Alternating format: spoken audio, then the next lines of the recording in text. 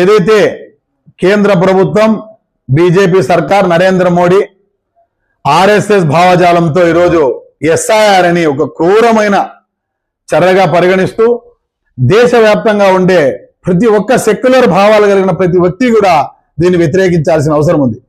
ఈరోజు ముస్లింలకు ఒకటే ఎస్ఐఆర్ వర్తిస్తుందంటే ఇది పొరపాటు. క్రిస్టియన్లు ఉన్నారు, దళితులు ఉన్నారు, అదేవిధంగా సెక్యులర్ భావాలు కలిగిన వారు ప్రతి ఒక్కరిపైన కూడా ఎస్ఐఆర్ ప్రభావం ఉంటుంది. ఎవరైతే బీజేపీకి వ్యతిరేకంగా ఉంటారో ప్రతి ఒక్కరి ఓట్లు కూడా ఈరోజు నరేంద్ర మోడీ బీజేపీ సర్కార్ ఆర్ఎస్ఎస్ మనుషుల ద్వారా, ఆర్ఎస్ఎస్ మనుషులను ఎందుకంటున్నా అంటే ఈరోజు ఎలక్షన్ కమిషన్ ఏదైతే ఉందో అది పూర్తిగా ఆర్ఎస్ఎస్ కి అనుకూలంగా ఉంది. భారతీయ న్యాయ వ్యవస్థలో ఉండేటోళ్ళు కూడా ఈరోజు ఆర్ఎస్ఎస్ కి అనుబంధ సంస్థగా ఉండే వర్క్ చేస్తున్నారు. ఈరోజు ముస్లింల పైన తుపాకీ పెట్టి అదేవిధంగా సెక్యులర్ భావాలు ఉండే వాళ్ళని కాల్చేదానికోసం ముస్లింలు బూచిగా చూపిస్తూ, ముస్లింలను తప్పుదోవగా చూపిస్తూ ఈరోజు ఎస్ఐఆర్ ని భారతదేశ ప్రజలకు రుద్దడం జరుగుతుంది. దీన్ని పూర్తి స్థాయిలో వ్యతిరేకిస్తున్నాం. దేశవ్యాప్తంగా ఏదైతే ఉన్నారో అఖిలపక్ష సమావేశాలు నిర్వహించాలా, ప్రతి ఒక్కరి మనోభావాలకు అనుగుణంగా ఈ ఎస్ఐఆర్ ని ప్రతి రాష్ట్రంలోనూ అమలు చేసేదానికోసం ప్రతి ఒక్కరు, ఇందాక అన్నగారు చెప్పినట్లు ప్రతి ఒక్కరికి దీనిపైన అనుమానాలు ఉన్నాయి.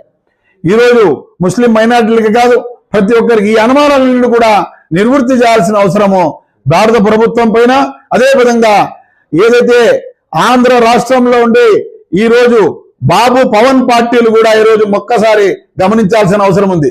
ఈ రెండు పార్టీలు మీ కూటమిలోనే కలిసి ఉన్నాయి. ఈరోజు ఎన్డీఏకి అనుబంధంగా ఉన్నారు. మీరు లేకపోతే ఎన్డీఏలో అధికారంలో వాళ్ళు లేరు. ఒక్కసారి ఆంధ్ర రాష్ట్ర ప్రజలుగా అదేవిధంగా దేశ పౌరులుగా మేము మీకు రిక్వెస్ట్ చేస్తున్నాం, అయా మా మనోభావాలు కూడా పరిగణలో తీసుకోండి. మా మనోభావాలు ఏ విధంగా ప్రతి ఒక్క మనోభావాలు కూడా ఈ భారతదేశానికి ముందడుగు వేయడానికి అవసరం వస్తుంది. కాబట్టి ఈరోజు అనంతపురం నుంచే ఈ ఉద్యమం స్టార్ట్ చేయబోతున్నాం. బక్రీద్ పండగ తర్వాత వేలాదిగా సెక్యులర్ భావాలు కలిగిన ప్రతి ఒక్క సోదరును ఈరోజు ముస్లిం మైనార్టీ సోదరులందరూ కలిసి మసీదుల్లో దీనిపైన అవగాహన కార్యక్రమాలు, ఎస్ఐఆర్ లో పేరుందో లేదో చూసుకునేదానికి ప్రక్రియ కూడా చేపడుతున్నాం. రాబో దినాల్లో ప్రతి వీధిలోనూ అదేవిధంగా క్రిస్టియన్ సోదరులు కూడా కలుపుకొని సెక్యులర్ భావాలు ఉండే ప్రతి ఒక్కరిని కలుపుకొని ముందుకు వెళ్తామని తెలియజేసుకుంటూ ఈ ర్యాలీ కార్యక్రమాలు ఏదైతే ఉందో పండగ తర్వాత మీ ముందు మళ్ళా మీడియా సమావేశం ఏర్పాటు చేసి మీ ద్వారానే పెద్ద ఎత్తున అనంతపురంలో ఒక సభ నిర్వహించడానికి కూడా యూజేఏసీ అనంతపురం ఆధ్వర్యంలో చేయడం జరుగుతుంది. కేంద్ర ప్రభుత్వం బీజేపీ 3వ ఫేజులో జూన్ 15 నుండి ఓటర్ల సవరణ కార్యక్రమాన్ని చేపడతామన్నారు. స్పెషల్ ఇంటెన్సివ్ రివిజన్ అనేటువంటి ఎస్ఐఆర్ని అమలుపరిచేటువంటి కార్యక్రమాన్ని వాళ్ళు చేపట్టబోతా ఉన్నారు. వీటిపైన చాలా అభ్యంతరాలు ఉన్నాయి భారతదేశ వ్యాప్తంగా. ఇటీవల జరిగినటువంటి 5 రాష్ట్రాల ఎన్నికలలో 5 కోట్ల ఓట్లు వారిని కూడా ఓటర్ల జాబితా నుంచి తొలగించడం జరిగింది. వెస్ట్ బెంగాల్లో 28 లక్షల ఓట్లు ఫీజ్ చేశారు. అంటే ఓటు హక్కు ఉన్నప్పటికీ కూడా, ఓటర్ లిస్టులో పేరు ఉన్నప్పటికీ కూడా వాళ్ళ ఓటర్ లిస్ట్ జాబితా నుంచి తొలగించడం అంటే ఇది అన్యాయమైనటువంటి, దీని వెనకాల దుర్మార్గమైనటువంటి కుట్ర ఉంది. బీహార్లో, వెస్ట్ బెంగాల్లో, అస్సాంలో, తమిళనాడులో, కేరళ, పుదుచ్చేరిలో ఎన్నికలు జరిగిన తర్వాత ఇవాళ ఒక్కటే సూటిగా ప్రశ్నిస్తా ఉన్నాం. ఇప్పుడు అస్సాంలో ఎస్ఐఆర్ మరి ఎందుకు చేపట్టలేదు? ఎస్ఆర్ మాత్రమే అక్కడ చేపట్టారు. అస్సాంలోనే ఎన్ఆర్సీ ఉంది. ఎన్ఆర్సీ అంటే నేషనల్ రిజిస్టర్ ఆఫ్ సిటిజన్స్. ఎందుకుంది? 1947 మన స్వాతంత్రం వచ్చిన తర్వాత ఇటు నుంచి అటు, అటు నుంచి ఇటు అందరూ కూడా ఉభయ దేశాలు కూడా వాళ్ళందరూ కూడా అనుమతిచ్చినారు. కాబట్టి పాకిస్తాన్ నుండి భారతదేశానికి, భారతదేశం పాకిస్తాన్కి వెళ్ళిపోయారు. చొరబాటుదారులు ఎవరైనా ఉన్నారంటే ఎక్కడి నుంచి వచ్చినారంటే అస్సాంలో స్టార్ట్ అయింది. హాస్టల్ నుంచి మంత్రులుగా, ముఖ్యమంత్రులుగా అంతా కూడా ప్రమాణ స్వీకారం చేసినారు కదా. మరి అక్కడే ఎస్ఐఆర్ ఎందుకు చేయలేదో ప్రశ్నిస్తా ఉన్నాం. అందుకే ఇవాళ భారతీయ జనతా పార్టీ ఇవాళ నరేంద్ర మోడీ, అమిత్ షాను సూటిగా ప్రశ్నించడం అంటే ఎస్ఐఆర్ అక్కడ చేయండి. మీరు 3వ మారు అధికారంలో వచ్చినారు బీజేపీ వాళ్ళు అక్కడ. అందుకని వాళ్ళ దీంట్లో తప్పులా తాడుకుంది. ఇది పార్లమెంట్ ఆమోదించినటువంటి చట్టం కాదు. పార్లమెంటు రాజ్యసభలో బిల్ పాస్ అయితే అది చట్టం రూపంలో వస్తుంది. కానీ రాజ్యాంగ విరుద్ధం ఇది. సుప్రీంకోర్టు గైడ్లైన్స్ కాదు ఇది. అందుకని దీన్ని పూర్తిగా వ్యతిరేకించాలని చెప్పి ఇప్పటికీ మేము ఇవాళ UJC United joint action committee ఆధ్వర్యంలో ఇవాళ అవగాహన సదస్సులు పెడతా ఉన్నాం, మీటింగులు పెడతా ఉన్నాం. ఇంకా మరి కిందికి పోయి మసీదుల్లో కూడా ఈ రకమైనటువంటి ప్రచార కార్యక్రమాన్ని చేపడతా ఉన్నాం. మాస్ పీపుల్ చాలా పేద స్లమ్స్ ఏరియాలో కూడా ఈ కార్యక్రమాన్ని చేపడతా ఉన్నాం. చాలా మంది ఏమంటే ముస్లింల ఓట్లు మాత్రమే పోతాయి అనుకుంటా ఉన్నారు. ఇది చాలా తప్పది.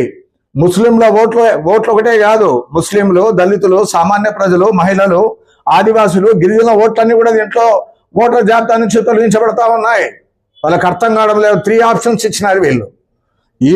వాళ్ళు ప్రధానంగా SIR లో ఉన్నదేమంటే 3 ఆప్షన్స్ ఇచ్చినారు. ఒకటేమంటారు, 1987 ముందు పుట్టినవారు, 2002లో ఓటు వేసినటువంటి వారు మాత్రం అంతా కూడా మ్యాపింగ్ చేసుకోవచ్చు అంటా ఉన్నారు.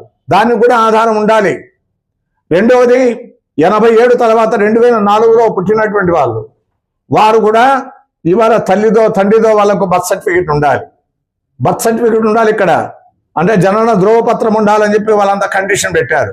మూడోది 2004 తర్వాత పుట్టినటువంటి వాళ్ళు తల్లిదండ్రుల బర్త్ సర్టిఫికేట్ ఉండాలి. నేనంటా ఉన్నా, నా బర్త్ సర్టిఫికేట్ ఉంది, మా అమ్మ ఎక్కడ పుట్టిందో నాకే తెలియదు, మా నాయన ఎక్కడ పుట్టినాడో నాకు తెలియదు. ఇవాళ పేద ప్రజలు ఎక్కడి నుంచి ఇవన్నీ కూడా ధ్రువపత్రాలు, ఇవన్నీ జన్మదిన పత్రాలు అవన్నీ కూడా సమర్పిస్తారు నేను అంటా ఉన్నా. అందుకే ఇవాళ బీజేపీ వ్యతిరేకమైనటువంటి ఓట్లన్నీ కూడా తొలగించబడతా ఉన్నారు. చాలా మంది ముస్లింల ఓట్లే తొలగిస్తున్నారని అనుకుంటా ఉన్నారు. ఇది సరైనటువంటిది కాదు. ఇవాళ మొత్తం ఓటర్ల జాబితా నుంచి ఓటు హక్కు ఉన్నటువంటి వాళ్ళ ఓట్లన్నీ పోతా ఉన్నాయి. ఇవాళ BLOs 30 మంది గుండెపోటుతో చనిపోయారు. ఇట్లాంటి పనులు చేయలేక ఇది అంతా కూడా చట్ట విరుద్ధము, రాజ్యాంగ విరుద్ధమైనటువంటిది కాబట్టి ఎవ్వరు కూడా దీనికి అందరూ కూడా ఆమోదించలేదు. వాళ్ళందరూ కూడా గుండెపోటుతో మరణించడం జరిగింది. ప్రభుత్వం దీనికి బాధ్యత వహించాలి. అందుకే ఇప్పుడు 3వ ఫేజ్లో 16 రాష్ట్రాలు, 3 కేంద్ర పాలిత ప్రాంతాల్లో ఇవన్నీ కూడా ఓటర్ల యొక్క SIR కార్యక్రమాన్ని చేపడతా ఉన్నారంటే 15 నుంచి 20 కోట్ల ఓట్లన్నీ కూడా ఓటర్ జాబితా నుంచి తొలగించి మేము మాత్రమే అధికారంలో ఉండాలి, మేమే అధికారంలోకి రావాలనేటువంటి ఒక దుర్మార్గమైనటువంటి కుట్ర దీని వెనక దాగి ఉందని చెప్పి నేను అంటా ఉన్నా. కానీ మేము ఇంకొక మాట మాట్లాడుతాను. ఇవాళ అనంతపురం కలెక్టర్ గారికి, మీరు నిజంగానే ప్రభుత్వం ఏదైతే కేంద్ర ప్రభుత్వం చెప్తా ఉందో ఆ ప్రకారంగానే మీరు అంతా కూడా ఈ కార్యక్రమాన్ని చేపట్టదలుచుకుంటే, జ్ఞానేష్ కుమార్ పైన మాకు అనుమానం ఉన్నాయి, ఏజెంట్గా ఉంటా ఉన్నారు బీజేపీకి, వాళ్ళు చెప్పినట్టుగా నడుస్తా ఉన్నారు. వెస్ట్ బెంగాల్లో ఎన్నికల అధికారులు ఏం చేసినారు? ఇవాళ అందరూ కూడా ఎన్నికలు అయిపోయిన తర్వాత ఎన్నికల అధికారులు సలహాదారుగా ఉంటారా ముఖ్యమంత్రికి? దీన్ని బట్టి ఏమర్థమైతే కుమ్మక్కు కాదా ఇది? అందుకే ఇవాళ కలెక్టర్ విజ్ఞప్తి చేస్తాం, అఖిలపక్ష సమావేశం వేయండి, అన్ని రాజకీయ పార్టీలను ఆహ్వానించండి. దీనిపైన చాలా అనుమానాలు ఉన్నాయి. అందుకే మేము డిమాండ్ చేస్తా ఉన్నాం కలెక్టర్ గారికి కూడా. ఆయన కూడా బక్రీద్ తర్వాత ఆయన కూడా కలవబోతా ఉన్నాం. అట్లా నిష్పక్షపాతంగా ఇవాళ పారదర్శకంగా అంతా కూడా ఈ ఓట్ల నమోదు కార్యక్రమం జరగాలంటా ఉన్నాం.